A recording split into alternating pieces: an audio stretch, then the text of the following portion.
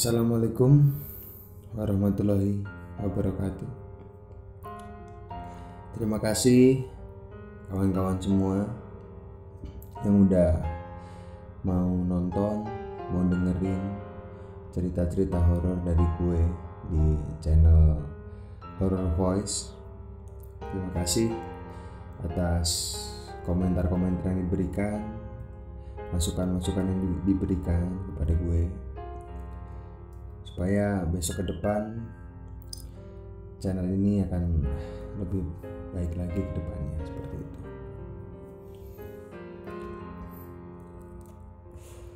Ini adalah cerita bagian keempat dari channel gue ini. Dan di sini gue akan mengangkat cerita berjudul Pulung Gantung. Bagi kawan-kawan yang belum tahu apa itu pulung gantung, gue juga nggak tahu sih. Maksudnya berasal dari kata apa? Yang jelas mungkin bahasa Jawa sih. Tapi nggak tahu arti spesifiknya itu apa nggak? Gue nggak tahu lah. Tapi pulung gantung itu sering dan mungkin berkaitan ya kalau di daerah gue ini di Gunung Kidul Yogyakarta ini. Oh ya, mohon maaf kalau disambil ngerokok sambil ngopi, soalnya ya biar fresh aja lah. Soalnya ini gue record di pagi ini sekitar jam 8:30 pagi ini. Dan mohon maaf juga kalau ada suara-suara kayak traktor atau lain sebagainya, soalnya warga-warga di sini pada beraktivitas di pagi hari karena rumah gue dekat sama sana.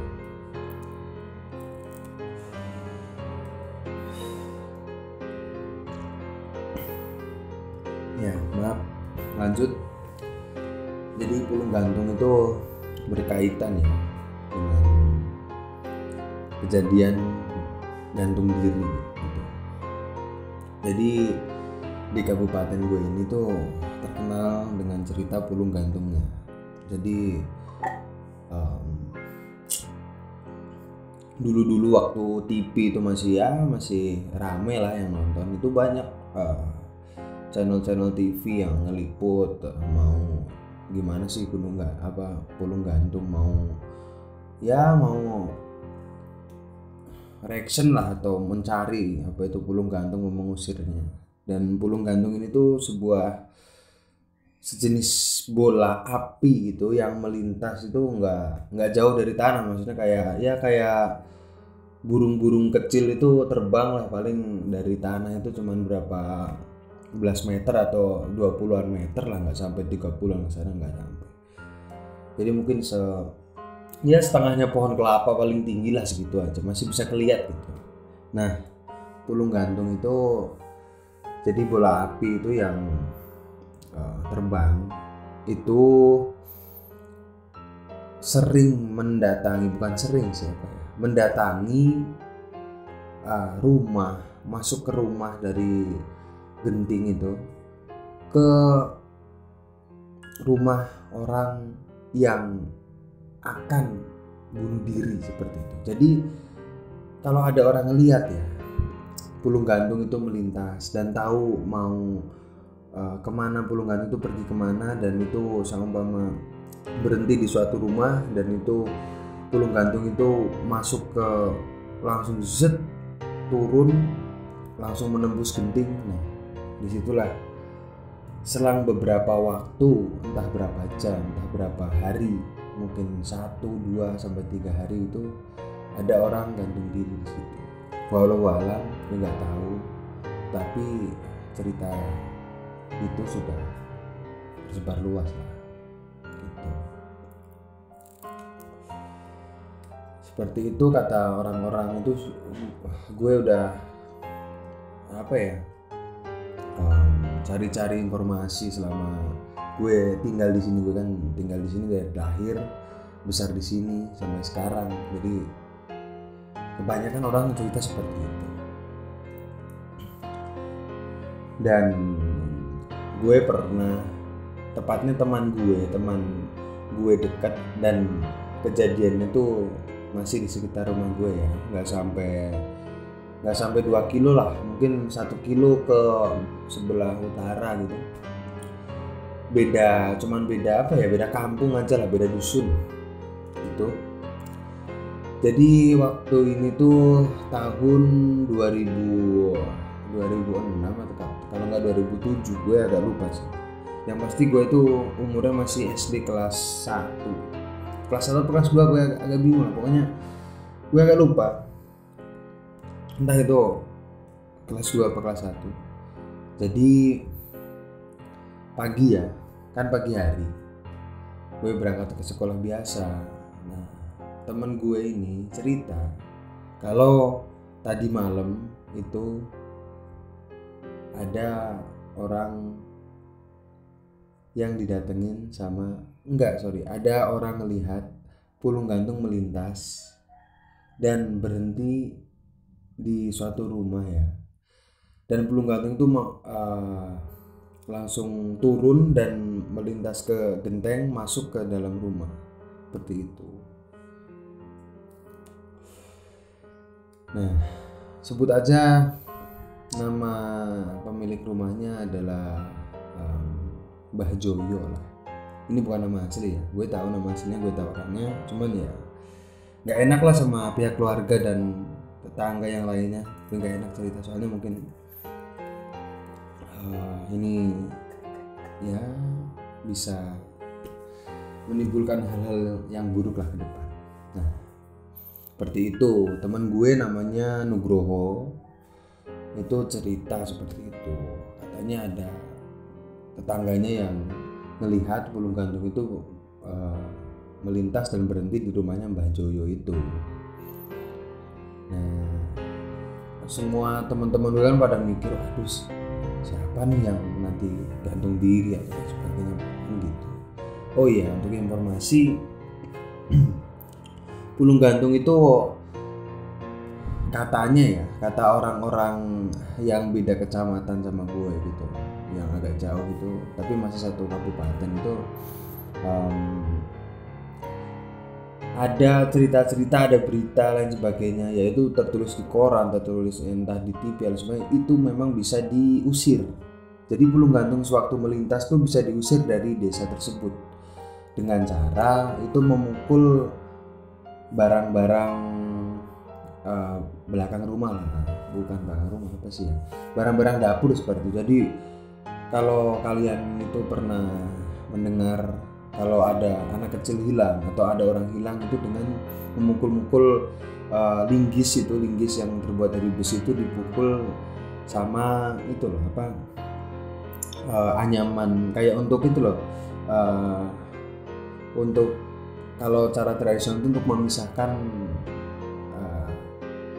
gabah padi yang masih ada kulitnya itu yang sudah ditumbuk ya, itu biar jadi beras gitu. Sama kalau kalian tahu tuh lesung, itu yang alat untuk memisahkan itulah, untuk menghancurkan padi lah untuk jadi beras gitu. Atau kalau enggak itu pakai kentongan gitu. Jadi dipukul-pukul nanti bisa pergi pulung gantung tersebut. Nah, kita lanjut ke cerita itu. Setelah mungkin ya, itu kan waktu SD itu kan, setelah cerita itu kan kita kan masuk lah, jam 7 masuk, terus pelajaran biasa, terus dan sampailah di istirahat pertama. Itu istirahat pertama itu sekitaran mungkin jam 9 pagi ya. Nah, kan gue sama temen gue kan jajan lah ke kantin sekolahan SD gitu ya. Dan itu kan banyak penjual-penjual gitu ya, penjual-penjual kayak siomay, kayak batagor lain sebagainya itu kan. Dan itu kebanyakan emang para penjual itu masih tetangga, jadi masih rumahnya masih sekitaran, kelilingnya tuh cuma deket-deket, jadi asal mereka tuh dari daerah sekitar. Dan mereka itu pada berbincang-bincang kalau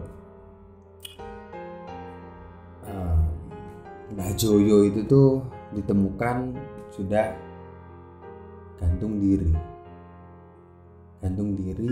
di rumahnya, dan itu gantung dirinya itu menggantung di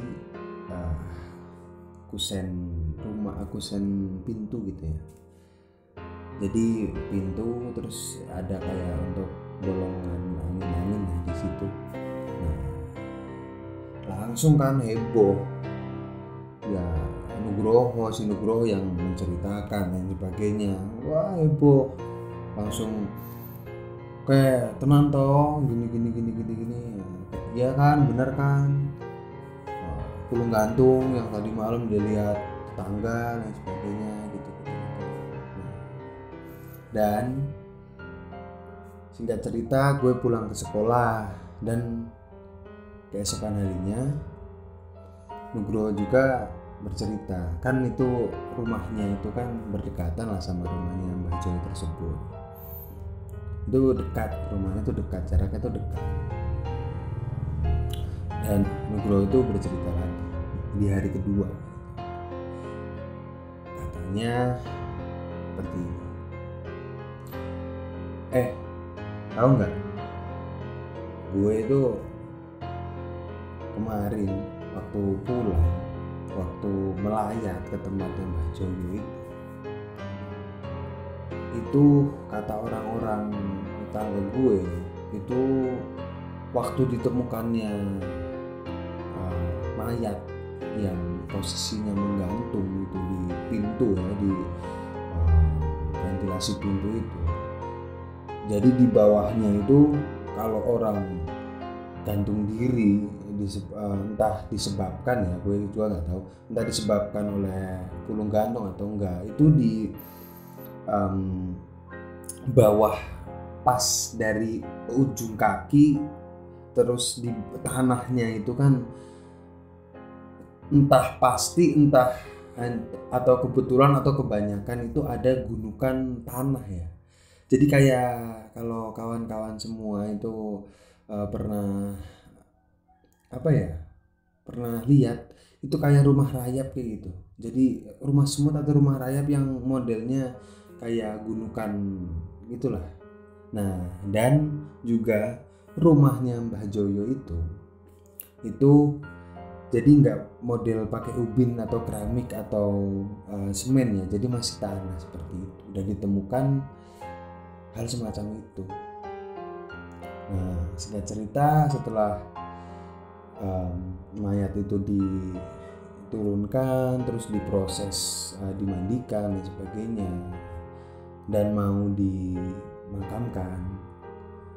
Nah, itu ada tetangga samping kanan, samping kiri, dan belakang rumahnya Mbah Joyo itu bilang, jadi kejadian gantung diri ini kan itu pagi hari ya, maksudnya mungkin sekitaran, mungkin ini cuman kemungkinan saja kan. Nugroho kemarin itu kan berceritanya kan waktu pagi-pagi di hari sekolah. Gue dapat kabar dari tetangga-tetangga yang berjualan kan jam 9. Nah, itu kan pagi hari ya, entah jam berapa, pokoknya pagi hari, dan itu sebelum jam 9 yang pasti. Nah, jadi tetangga samping rumah dan belakang rumahnya Mbah Joyo itu bilang, dan itu ada 3 kepala keluarga ya, itu bilang 3 rumah gitu, itu bilang kalau di pagi hari tersebut sebelum Mbah Joyo ditemukan sudah menggantung diri itu mereka mendengar itu seperti suara ledakan ya, kayak kalau kawan-kawan tahu itu kayak mercon cabai yang kecil-kecil itu kan agak suaranya kan agak, kalau emang itu merconnya bunyi meledak gitu kan, jadi dar kayak seperti itu. Nah, itu mendengarkan hal itu 3 rumah, 3 kepala keluarga mendengar itu.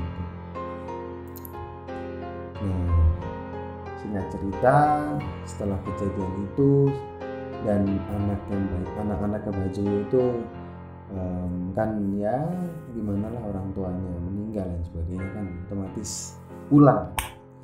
Nah, mereka itu bukan mencari sih, apa ya, tahu kalau Mbah Jo itu punya khodam ya. Jadi apa sih khodam itu? Kayak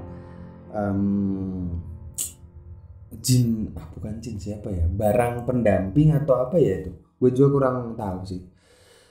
Kayak punya barang, dan katanya tetangganya itu barang tersebut itu bukan keris atau bukan apalah, bukan barang mainan, tapi itu barang berbentuk capung ya. Ngomongnya orang-orang tuh kinjeng emas, itu capung emas.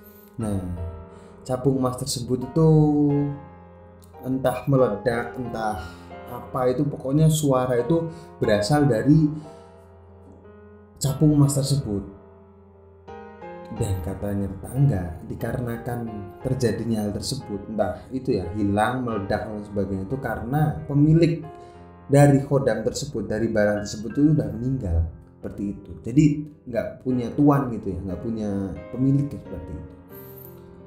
Nah, dan itu kan bentuk barangnya kan bentuk fisik ya, maksudnya yang suka dikasih di lemari atau di mana, itu anaknya juga tahu, tapi tetangganya sama gue nggak tahu disimpan di mana. Pokoknya tahu simpannya di mana, dan barang itu dicari dan barang itu nggak ada.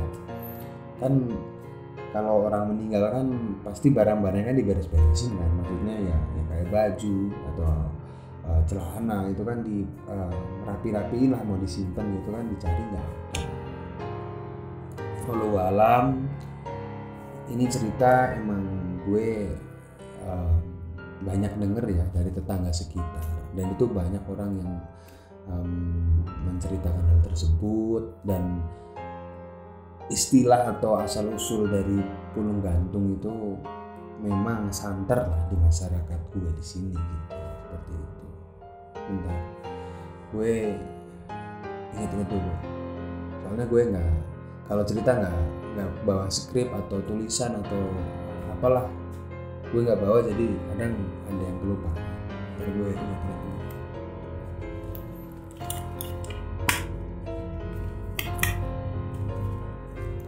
Sambil ngopi ya, rokok, biar ya gitulah. Sorry, biar enak.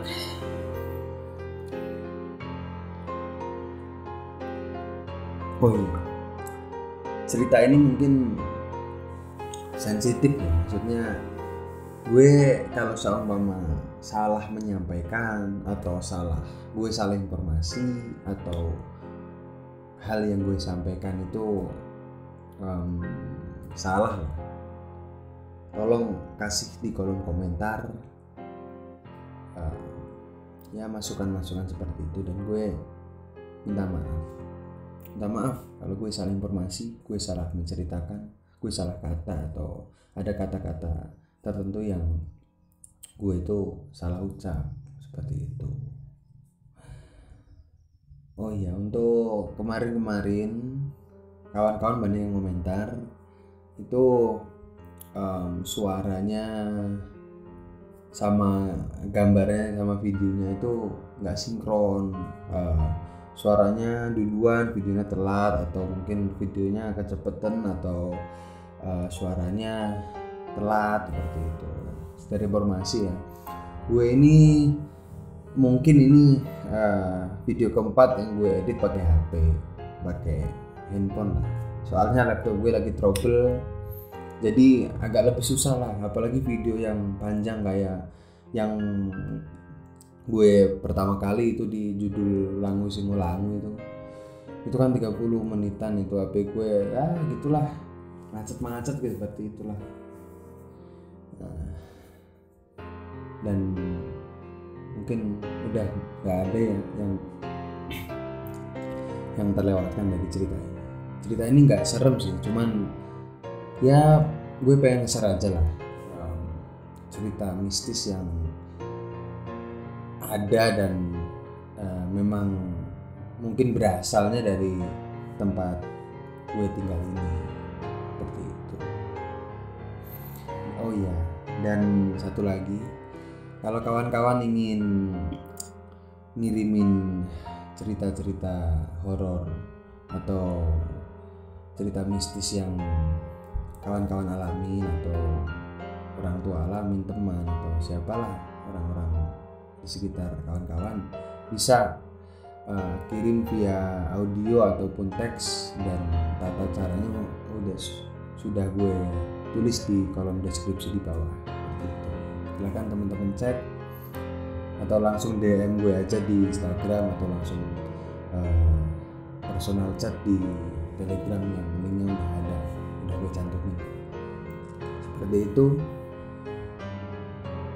dan sampai jumpa di video-video berikutnya dari channel horor ini. Terima kasih udah mau dengerin, udah mau nonton. Terima kasih kawan-kawan semua. Sehat selalu, jaga kesehatan kawan-kawan semuanya. Wassalamualaikum warahmatullahi wabarakatuh.